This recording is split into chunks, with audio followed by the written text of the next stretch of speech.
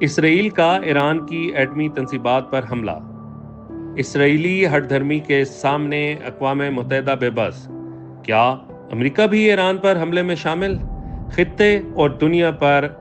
ایران اسرائیل جنگ کے اثرات، کچھ آ رہا ہے۔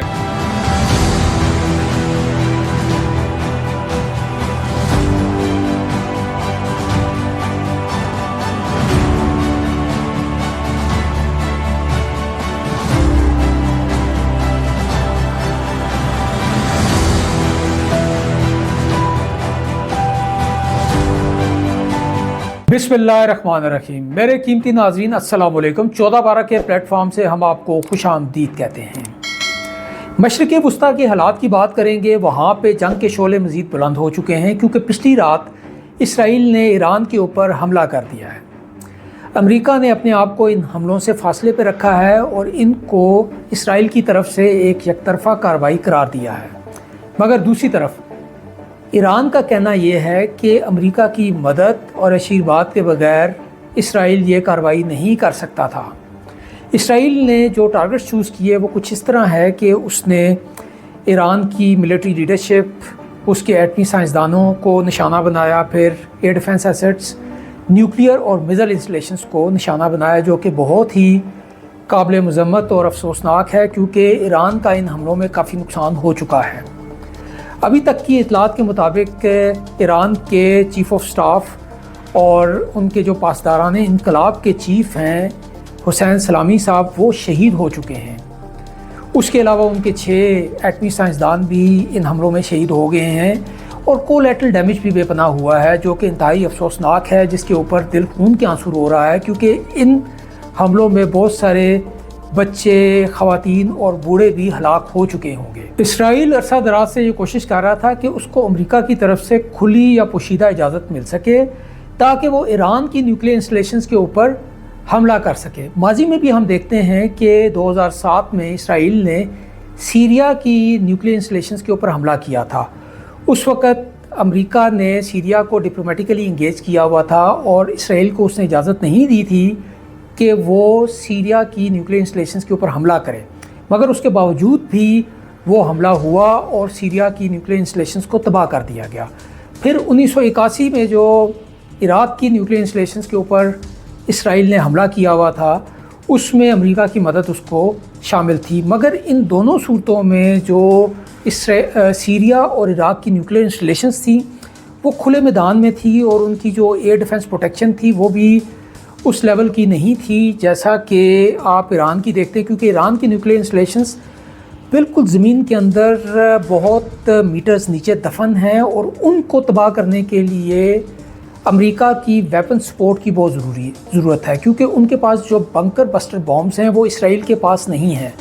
ابھی بھی ہم دیکھتے ہیں کہ ایران کو امریکہ نے ڈپلومیٹیکلی انگیج کیا ہوا تھا اور ابھی 6 راؤنڈ آف ٹاکس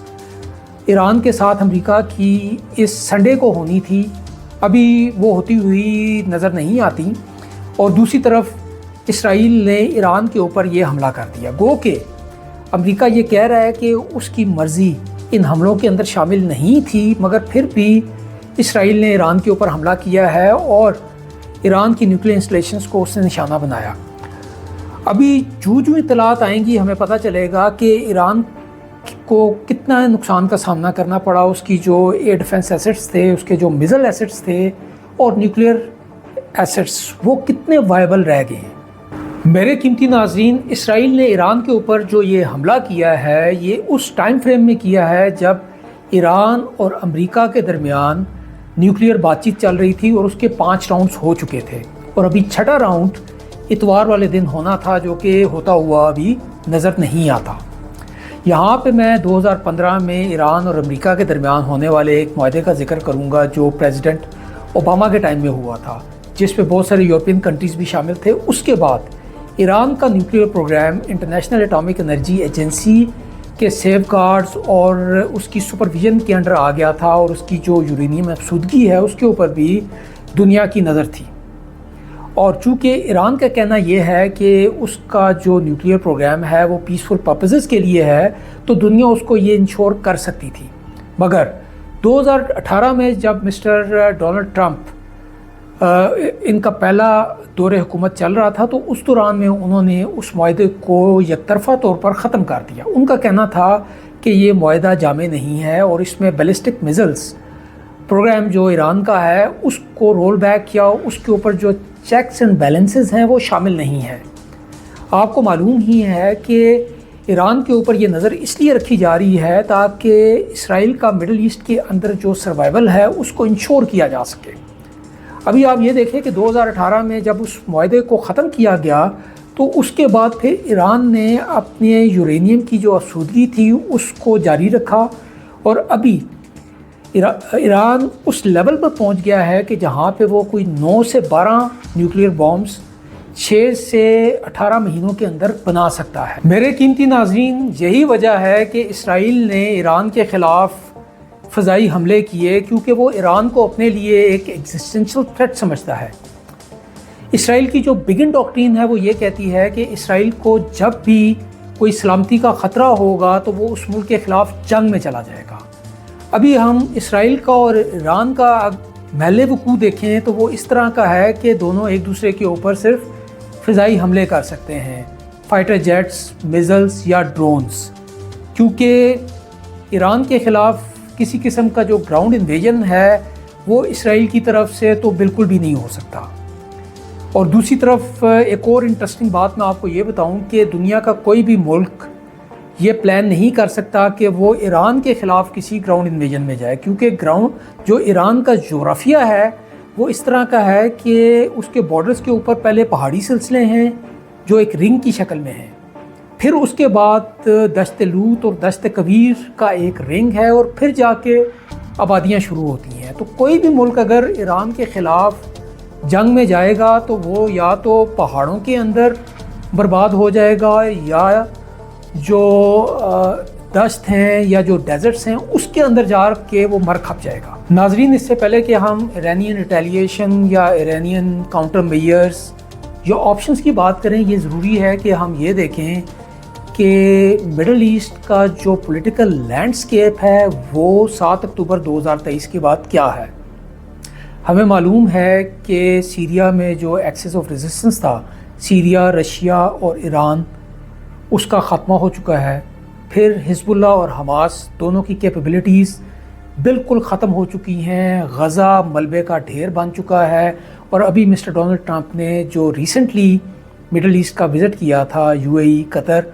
اور سعودی عربیہ، تو ان کو بھی کافی حد تک ٹیم کر لیا گیا ہے، اور مڈل ایسٹ کے بارے میں یہ فیصلہ کیا گیا ہے کہ یہ سنی بلاک کے حوالے کیا جائے گا۔ تو صرف اور صرف جو ایک ریزسٹنس رہ گئی تھی یا جو ایک تھریٹ رہ گئی تھی وہ ایران کی تھی ٹورڈز اسرائیل۔ تو ایران کی تھریٹ کو ختم کرنے کے لیے جو ٹاکس چل رہی تھیں وہ تو ابھی بالکل ہی ختم ہو جائیں گی، کیونکہ وہ ویسے بھی ڈیڈ لاک کا شکار تھی۔ تو لہٰذا جو میکسیمم پریشر کی ٹیکٹکس تھی وہ کام نہیں کی، یا ہم یہ بھی کہہ سکتے ہیں کہ جو اسرائیل نے ابھی ریسنٹلی اٹیک کیے ہیں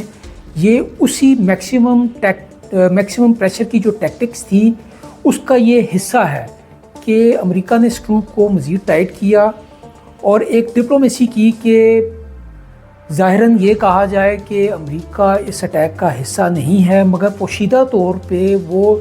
اسرائیل کی حمایت کرے۔ دیکھیں، ایران بھی یہی کہہ رہا ہے کہ امریکہ ساتھ میں شامل ہے، تو ایران کے لیے جو ایک ڈائلما پیدا ہو گیا ہے وہ یہ ہے کہ کیا وہ اسرائیل کے ساتھ ساتھ امریکہ کے اوپر بھی حملہ کرے یا نہ کرے، کیونکہ امریکہ کے اوپر حملہ کرنے کی صورت میں اس کی جو امپلیکیشنز ہیں وہ ڈفرینٹ ہو سکتی ہیں۔ دیکھیں، ابھی کی جو صورتحال ہے وہ یہ ہے کہ پوری دنیا اسرائیل کے خلاف ہے۔ سلامتی کونسل میں 4 جون کو ایک قرارداد پیش ہوتی ہے جس کو امریکہ ویٹو کر دیتا ہے۔ وہ قرارداد یہ تھی کہ غزہ میں جنگ بندی ہونی چاہیے اور بھوک کو ایک ویپن کے طور پہ استعمال نہ کیا جائے، مگر اس کے بعد ایک قرارداد اور جنرل اسمبلی میں پیش ہوتی ہے جس کو 149 ملکوں نے میجورٹی کے ساتھ اپروو کروا لیا۔ وہ یہ قرارداد تھی کہ غزہ کے اندر جنگ بندی ہو جائے اور بھوک کو ایک ویپن کے طور پہ استعمال نہ کیا جائے۔ اس قرارداد کی مخالفت امریکہ نے کی اور بھارت نے اس میں ابسٹین کیا اور پاکستان نے اس قرارداد کی حمایت کی۔ تو میرے قیمتی ناظرین، ابھی کی جو صورتحال ہے مڈل ایسٹ کی وہ انتہائی کمپلیکس ہو چکی ہے، کیونکہ ہمیں معلوم ہے کہ ایران نے ریٹیلیٹ تو کرنا ہے اور 100% کرنا ہے۔ ابھی جو لیول آف ریٹیلیشن ہوگا وہ یہ بتائے گا کہ ایران اس جنگ کو کتنا اوپر لے کے جانا چاہتا ہے، کیونکہ اگر تو وہ 50-60 ڈرونز پہ مارتے ہیں یا 50-60 میزائل، تو جو آئرن ڈوم ڈیفنس شیلڈ ہے اسرائیل کی، اور جو ان کا دوسرا جو انتہائی اعلیٰ قسم کا ایئر ڈیفنس سسٹم ہے، وہ اس کو پہلے ہی انٹرسیپٹ کر دے گا۔ ہاں، اگر 400-500 میزائل وہ فائر کرتے ہیں تو اس میں کچھ میزائل اس ڈیفنس شیلڈ سے نکل کر اسرائیل کے اوپر لگ سکتے ہیں، جس کے بعد اسرائیل کا کافی نقصان ہو سکتا ہے۔ ابھی جو مسٹر نیتن یاہو نے اپنی پاپولیشن کو کہا ہے کہ وہ جو انڈر گراؤنڈ بنکرز ہیں اس کے اندر چلے جائیں، کیونکہ وہ یہ ایکسپیکٹ کر رہے ہیں کہ ایران ریٹیلیشن ضرور کرے گا، کیونکہ آپ کو معلوم ہے کہ جب اسماعیل ہانیہ کا قتل ہوا تھا تو اس کے بعد ایران نے پچھلے سال ایک ریٹیلیشن کی تھی، جس میں اس نے کوئی 300 میزائلز فائر کیے تھے، اور اس میں کوئی ایک میزائل ہی اسرائیل کے اوپر جا کے گرا تھا اور باقی کے سارے انٹرسیپٹ ہو گئے تھے۔ تو ہمیں معلوم ہے کہ ایران کی جو کیپیبلٹی ہے وہ کافی کرپل ہو چکی ہے، کیونکہ دیکھیں 2010 سے لے کے ابھی تک اس کے اوپر شدید سینکشنز ہیں۔ $100 بلین اس کے انٹرنیشنلی فروزن ہیں، اور یہ انٹرنیشنل مارکیٹ میں اپنا تیل بھی کھل کر نہیں فروخت کر سکتا۔ تو ان ہینڈی کیپس کے ساتھ ایران کا اسرائیل کے خلاف جنگ افیکٹولی کرنا یہ بھی بہت مشکل نظر آتا ہے۔ تو میرے قیمتی ناظرین، حالات ایران کے لیے بہت ٹائٹ ہیں، مگر ایک دیکھیں رے آف ہوپ ایران کے لیے ہو سکتی ہے، وہ یہ ہے کہ ابھی ریسنٹلی اس کا رشیا کے ساتھ ایک 20 سالہ اسٹریٹجک معاہدہ ہوا، گو کہ اس معاہدے کے اندر جوائنٹ ڈیفنس کی شق شامل نہیں تھی، مگر رشیا ایران کو پوشیدہ طور پہ ضرور سپورٹ کر سکتا ہے، وہ یہ سپورٹ کرے گا اور اس کو کرنی چاہیے۔ اور پھر اگر ہم دیکھتے ہیں کہ اس کے ریجن کے اوپر کیا اثرات ہو سکتے ہیں اور پاکستان کا کیا رویہ ہونا چاہیے، تو پاکستان کو اسرائیل کے اس عمل کی کنڈمنیشن کرنی چاہیے، اور انٹرنیشنل لیول کے اوپر ایران کو ضرور سپورٹ کرنا چاہیے، کیونکہ دیکھیں ایران جو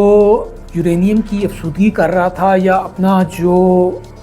نیوکلیئر پروگرام تھا اس کو پیسفل پرپسز کے لیے لے کے آگے بڑھ رہا تھا، تو پاکستان تو آلریڈی اس کی حمایت کر چکا ہے۔ ہمارے پرائم منسٹر صاحب نے بھی کہا تھا کہ جو ایران کا نیوکلیئر پروگرام ہے پیسفل پرپسز کے لیے، اس کی وہ حمایت کرتے ہیں اور اس کو وہ حاصل کرنا چاہیے۔ تو جہاں تک انڈیا کا تعلق ہے، انڈیا کے لیے بھی ایک مجھے ڈائلیما نظر آ رہا ہے، کیونکہ اگر انڈیا اسرائیل کی حمایت کرتا اور اس کو کرنی پڑے گی، کیونکہ ابھی ریسنٹلی جو آپریشن سندور ہے، جو ناکام آپریشن سندور، اس دوران میں اسرائیل نے بھارت کی بہت مدد کی،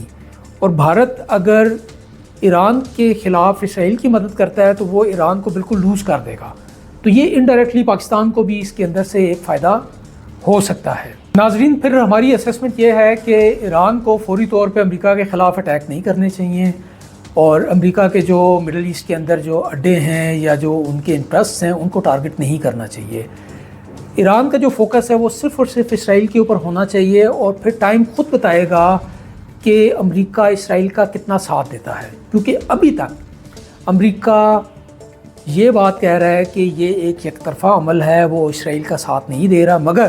اگر ایران امریکہ کے اوپر حملہ کرتا ہے تو پھر امریکہ بھی اس جنگ میں کود پڑے گا، اور میرے خیال سے ایران اس صورت میں اسرائیل کو سپورٹ کرے گا امریکہ کے اوپر حملہ کر کے، تو لہٰذا اس کا صرف اور صرف فوکس جو ہے وہ اسرائیل کے اوپر ہونا چاہیے، اور انٹرنیشنل کمیونٹی کو بھی کھل کر سامنے آنا چاہیے، کیونکہ ابھی اسرائیل کو چونکہ انٹرنیشنل کمیونٹی کی مخالفت کا سامنا تھا غزہ کے اوپر، کیونکہ غزہ کے اندر جو اس نے مظالم کی اور بھوک کو ایک ہتھیار کے طور پہ یوز کر رہا تھا، تو اس نے انٹرنیشنل کمیونٹی کی بھی توجہ کو بدلنے کے لیے ایران کے اوپر حملہ کر دیا، اور یہ کہنا شروع کر دیا کہ اس کی سلامتی کو ایران کے نیوکلیئر پروگرام سے خطرہ ہے۔ تو یہ جو دھوکہ ہے، یہ فریب ہے یا مکاری ہے، اس کو بھی انٹرنیشنل لیول کے اوپر جو دوست ملک ہیں ان کو یہ ایکسپوز کرنا چاہیے اور انٹرنیشنل کمیونٹی کو بھی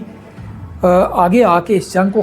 ختم کرنے میں ایک اہم کردار ادا کرنا چاہیے۔ اور پھر آخری بات یہ ہے کہ مسٹر ڈونلڈ ٹرمپ جو یہ نعرے لگاتے رہے کہ وہ پیسیفائر ہیں اور جنگیں ختم کرنے کے لیے آئے ہوئے ہیں، تو ان کو بھی ایک رول پلے کرنا چاہیے، کیونکہ ابھی ہو سکتا ہے کہ جب ایران اٹیک کر دے تو اس کے بعد پھر مسٹر ڈونلڈ ٹرمپ جیسے پاکستان انڈیا کی صورت میں تھا وہ سامنے آئے تھے اور انہوں نے آ کے یہ کہا تھا کہ بھئی آپ نے دونوں نے اٹیک کر لیا اور دونوں کے ساتھ میں تجارت نہیں کروں گا، لہٰذا جنگ کو بند کریں۔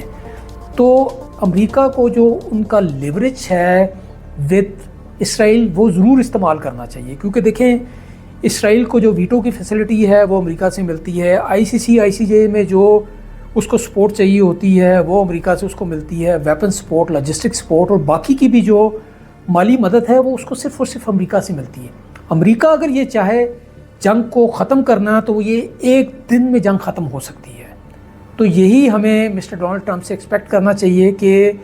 یہ جو کچھ ابھی انٹرنیشنل لیول کے اوپر امریکہ نے سٹانس لیا ہوا ہے تو یہ کریکٹ اور ٹرو ہے اور وہ اس جنگ کو ختم کریں گے۔ تو اس کے ساتھ ہی میرے قیمتی ناظرین ہم آپ سے اجازت چاہیں گے اور اس جنگ کے اوپر جو ڈیولپمنٹس ہوتی رہیں گی وہ ہم آپ کے پاس لے کر آتے رہیں گے۔ آپ کا بہت بہت شکریہ۔ پاکستان زندہ باد۔